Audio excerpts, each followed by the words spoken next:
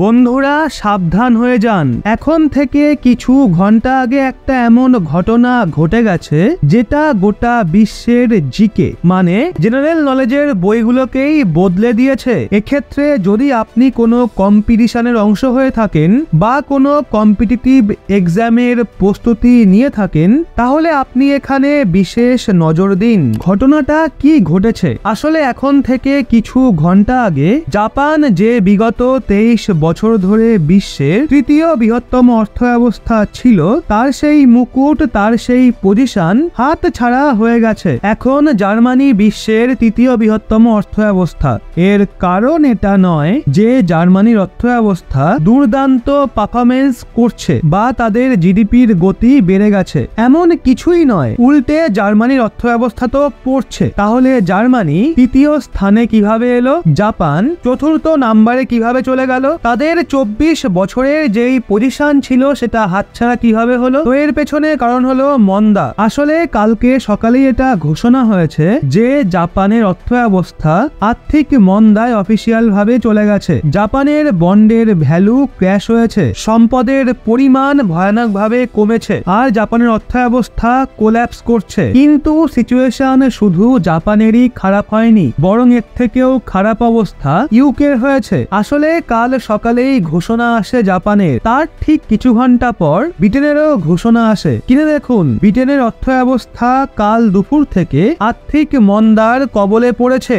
তাদের জিডিপি এখন 0.3% গতিতে পড়ছে, ক্র্যাশ করছে। মানে তাদের অর্থব্যবস্থা বাড়ছে না, কন্ট্রাক্ট হচ্ছে, মানে কমছে। এই কারণে এখন ঘোষণা হয়ে গেছে যে ব্রিটেনও আর্থিক মন্দার কবলে পড়েছে। এই খবরটা ব্রিটেনের প্রধানমন্ত্রী ঋষি সুনাকের কাছে একটা খারাপ স্বপ্নের থেকে কম নয়, কারণ আজ থেকে কিছু মাস পর ব্রিটেনে ইলেকশনের প্রিপারেশন শুরু হয়ে যাবে। তার আগে আর্থিক মামলায় ব্রিটেনের জন্য এত খারাপ খবর আসা ঋষি সুনাকের কাছে কোনো খারাপ স্বপ্নের থেকে কম নয়, কারণ ঋষি সুনাকের সবচেয়ে স্ট্রং পয়েন্ট এটাই মনে করা হতো যে তিনি অর্থব্যবস্থাকে ভালো মতো সামলাতে পারবেন। কিন্তু ওনার প্রধানমন্ত্রীর কার্যকালে অর্থব্যবস্থাই কোল্যাপস করছে এবং ব্রিটেনের সম্পদের ভান্ডার দ্বিগুণ চারগুণ গতিতে খালি হচ্ছে। আর এই দুই দেশের জন্য সবচেয়ে খারাপ খবর তো হলো যে তাদের অর্থব্যবস্থার জন্য আগামী সময়ে কোনো আশার আলো তো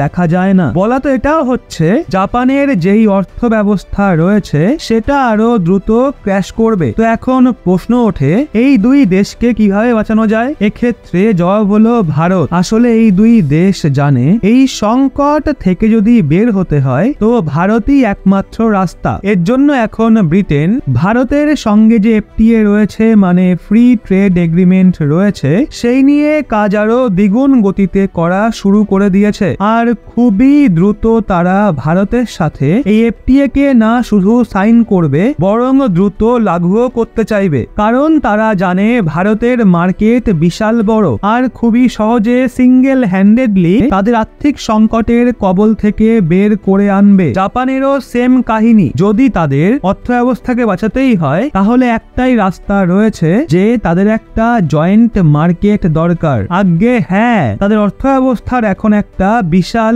মার্কেট দরকার, সেটাই তাদের সেভ করতে পারবে। এক্ষেত্রে ভারতের থেকে ভালো অপশন আর কিছু নেই। এর জন্য আগামী সময়ে আপনারা দেখবেন ভারত ও জাপানের মাঝে ইকোনমিক টাইজ হতে পারে, কোনো বড় এগ্রিমেন্টও আপনারা দেখতে পারেন। আর যদি ভারত এই দুই দেশের সাথে এগ্রিমেন্ট না করে তাহলে এটা লিখে নিন, তাদের অর্থব্যবস্থাকে বাঁচানোর মতো দ্বিতীয় কেউ নেই। এর সাথে একটা কথা যুক্ত করতে চাই, কাহিনীটা শুধু জাপান ব্রিটেনের নয়, চীনেরও হাল টাইট। সেই নিয়েও পরে একদিন আলোচনা করব। তবে আজকের ভিডিওটা যদি আপনাদের ভালো লেগে থাকে তাহলে অবশ্যই একটা লাইক করে আপনার বন্ধু বান্ধবদেরকেও শেয়ার করবেন। আর এরকমই লেটেস্ট ইনফরমেটিভ ভিডিও পেতে চোখ রাখবেন রহস্য বাংলার পর্দায়।